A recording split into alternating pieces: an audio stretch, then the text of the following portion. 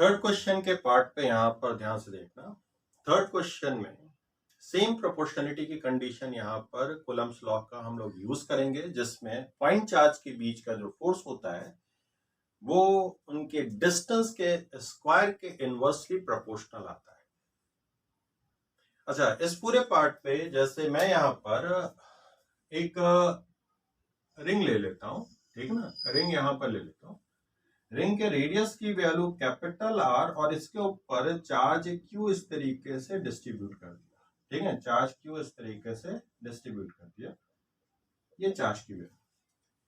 तो यहां पे बोल रहा है कि अगर क्यू चार्ज इसके ऊपर देते हैं तो ये पूरा का पूरा जो रिंग है वो रप्चर हो जाता है, मतलब टूट जाता है।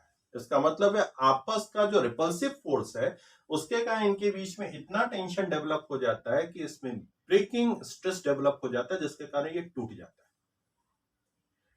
अब यहां पर इस पूरे कंडीशन पे कहा है कि अनदर रिंग ले लिया जिसके रेडियस की वैल्यू जो है वो इसके रेडियस के कंपेयर में n टाइम्स यहां पर आ जाता है, n r के इक्वल आ जाता है, और उसका जो स्ट्रेंथ है, उसकी जो स्ट्रेंथ है, ब्रेकिंग स्ट्रेंथ है, वो इसके स्ट्रेंथ के कंपेयर में k टाइम्स हो जा रही है, ठीक है ना, k टाइम्स हो जा रही है। तो इस रिंग पे हम कितना चार्ज प्रोवाइड करें जिससे ये रप्चर हो जाए।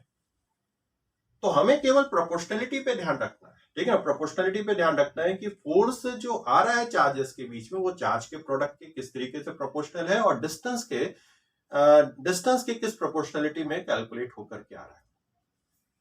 अब जैसे इस पूरे पार्ट पे यहाँ पे मैं ध्यान से देखूं तो मैंने एक स्मॉल चार्ज लिया जिसका एक एंड पॉइंट ए और दूसरा एंड पॉइंट बी लिखा, और सभी चार्ज के कारण इसके ऊपर फोर्स की वैल्यू को कैलकुलेट करके निकालते हैं। जैसे एक यहाँ पर चार्ज ले लिया डी क्यू, यहाँ पे चार्ज ले लिया डी क्यू नॉट, इसके जस्ट इधर की ओर एक चार्ज ले लिया डी क्यू, और यहाँ पे डी क्यू नॉट, यहां से ये फोर्स की वैल्यू इधर की ओर आ रही है। सेंटर से इसको कनेक्ट किया, सेंटर से इसको कनेक्ट किया, ठीक है ना, सेंटर से कनेक्ट कर लिया है, ये परपेंडिकुलर गिरा है, ये एंगल मैंने थीटा के इक्वल लिखा। अब ये डिस्टेंस r के इक्वल है, तो ये डिस्टेंस स्मॉल r की वैल्यू जो कैलकुलेट होकर के आएगी that is equal to 2r sine theta के इक्वल कैलकुलेट होकर के आएगी। तो इनके बीच का जो फोर्स आएगा वो फोर्स की वैल्यू को अगर मैं कैलकुलेट करूं तो वो आ जाएगा k D Q multiply D Q not divided by इनके बीच के डिस्टेंस का square that is r square 4 capital R square sine square theta के इक्वल निकल करके आएगा। हमें इसको इंटीग्रेट नहीं करना है, इंटीग्रेट नहीं करना, जैसे इंटीग्रेट का सिंबल लिखा देते हैं, ठीक है ना। अभी इस पूरे कंडीशन पे यहाँ पे अगर मैं तो ये पोजीशन इनका एक कंपोनेंट बाहर के डायरेक्शन क्यों लगेगा, ये 90 माइनस थीटा के इक्वल आएगा, ये 90 माइनस थीटा के इक्वल निकल करके आएगा। तो इस साइड का फोर्स, इस साइड का फोर्स का जो कंपोनेंट इस साइड की ओर आएगा that is equal to twice F. यहाँ पे 90 माइनस ये वाली वैल्यू 90 माइनस थीटा, ये वाली वैल्यू 90 माइनस थीटा, ये वाली वैल्यू 90 माइनस थीटा, तो twice F cos 90 minus theta that is equal to sine theta के इक्वल निकल करके आएगा। तो जो रिजल्टेंट फोर्स इस पे धक्का देगा बाहर के डायरेक्शन की ओर that is equal to twice F sine theta के इक्वल निकल करके आएगा। तो वो वैल्यू यहाँ पे जो कैलकुलेट होकर के आएगा ट्वाइस के D Q into D Q not divided by 4r square into sine theta के इक्वल आएगा। इसी वाली वैल्यू को हमें इंटीग्रेट कर लेना है, इसी वाली वैल्यू को इंटीग्रेट करना है। हम इंटीग्रेट का प्रोसेस नहीं करें, जैसे इंटीग्रेट का सिंबल निकालेंगे तो रिजल्टेंट फोर्स की वैल्यू जो उसके ऊपर कैलकुलेट होकर के आएगा, रिजल्टेंट फोर्स जो कैलकुलेट होकर के आएगा वो आ जाएगा स्मॉल के डी क्यू को लिख लीजिएगा, डी क्यू को लिख लीजिएगा lambda into R D theta, lambda R D theta की वैल्यू लिख लीजिएगा, ये डी थीटा के बराबर, तो यहां पे इसकी लेंथ आर डी थीटा के इक्वल होगा, तो लैम्डा आर डी थीटा इसका लिखेंगे तो वो भी मैंने लैम्डा आर डी थीटा के इक्वल लिख लिया। तो यहां पर इस पूरे केस में इसका स्क्वायर, ठीक है ना, स्क्वायर आ गया। ये पूरी कंडीशन निकल गया, लैम्डा आर डी थीटा, इधर लैम्डा आर डी थीटा की कंडीशन लिख लिया, डिवाइडेड बाय यहां पर आ गया 4r स्क्वायर साइन थीटा के इक्वल निकल गया। इतना फोर्स इसके ऊपर बाहर के डायरेक्शन क्यों लग रहा था, ठीक है ना, इतना फोर्स इस पे बाहर के डायरेक्शन की ओर लग रहा था। अब ये फोर्स जब इसके ऊपर लगेगा तो ये जो एलिमेंट है, इस एलिमेंट को अगर मैं यहां पर रिप्रेजेंट करूं तो इस पे यहां पे टेंशन T, इस पे यहां पे टेंशन T के इक्वल लगेगा। इस पूरे हिस्से पर इसका एंगल यहां पर डी थीटा के इक्वल निकल करके आएगा, ठीक है ना। इसका एंगल डी थीटा, ये ए है, ये बी की कंडीशन यहां पे निकल करके आ रहा है। तो इसका इस साइड की ओर कंपोनेंट, इस साइड की ओर कंपोनेंट निकालें, क्योंकि स्ट्रेचिंग कंडीशन में होगा, टेंशन की वैल्यू यहां पे निकल करके आ रहा होगा। तो ये वर्टिकल कंडीशन, तो ये डी थीटा बाई 2 के इक्वल निकल करके आएगा। ये angle D theta divided by 2 आएगा। ये एंगल यहाँ पे डी थीटा डिवाइडेड बाई 2 के इक्वल निकल करके आया। ये angle D theta divided by 2 के इक्वल आया। तो टेंशन का अंदर क्यों जो कंपोनेंट निकल करके आएगा, ट्वाइस टी, इन दोनों टेंशन का अंदर क्यों जो कंपोनेंट निकल करके आएगा वो twice T sine D theta divided by 2 आएगा।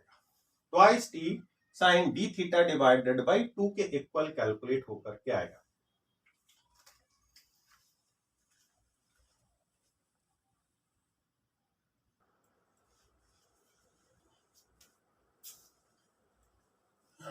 ओके, रिजल्टेंट फोर्स जो यहाँ पे twice T sine D theta divided by 2 के इक्वल आ रहा है, वो फोर्स जब हम अंदर की ओर रिप्रेजेंट करते हैं तो दैट इज इक्वल टू यहाँ पे टी इंटू डी थीटा आ गया अप्रोक्सीमेशन के। Twice T sine D theta by 2 को मैंने डी थीटा बाई 2 लिख लिया, 2 से 2 का terms cancel, T D theta अंदर क्यों लग रहा होगा। अगर आप इस लेवल के क्वेश्चन को सॉल्व कर रहे होंगे तो ऐसा क्वेश्चन आपने बहुत बार सॉल्व किया होगा, जिसमें टी का कंपोनेंट टी डी थीटा अंदर क्यों लग रहा है। अब टी डी थीटा जो अंदर क्यों लग रहा है, ये रिजल्टेंट फोर्स जो बाहर क्यों लग रहा है उसको वो बैलेंस करेगा। ये रिजल्टेंट फोर्स जो बाहर क्यों लग रहा होगा उसे वो बैलेंस करेगा। इसका रिजल्टेंट फोर्स निकालेंगे तो एक्चुअली में इसका हमें इंटीग्रेशन करना पड़ेगा। इसके इंटीग्रेशन की वैल्यू यहां पे करना पड़ेगा। तो इस पूरे केस में F resultant T D theta that is equal to, यहां पे जो निकल करके आएगा के, यहाँ पे लैम्डा स्क्वायर की वैल्यू निकल करके आएगा, ठीक है, इनटू आर स्क्वायर के इक्वल आएगा, डी थीटा का स्क्वायर निकल करके आएगा, डिवाइडेड बाई 4।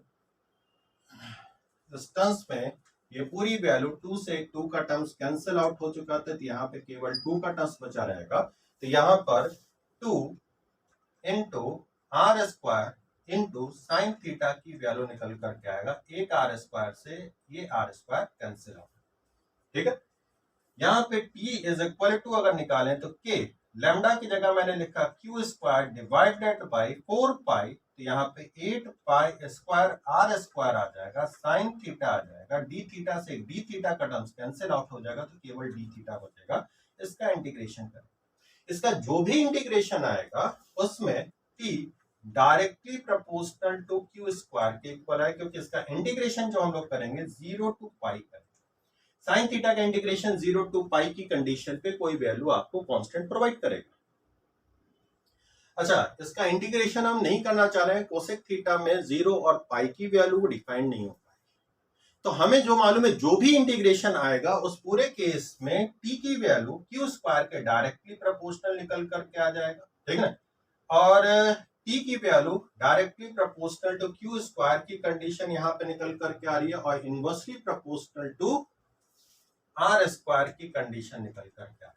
तो Q directly proportional to R root T की कंडीशन कैलकुलेट होकर क्या है, ठीक है। Directly proportional to R root T की कंडीशन कैलकुलेट होकर क्या रही है।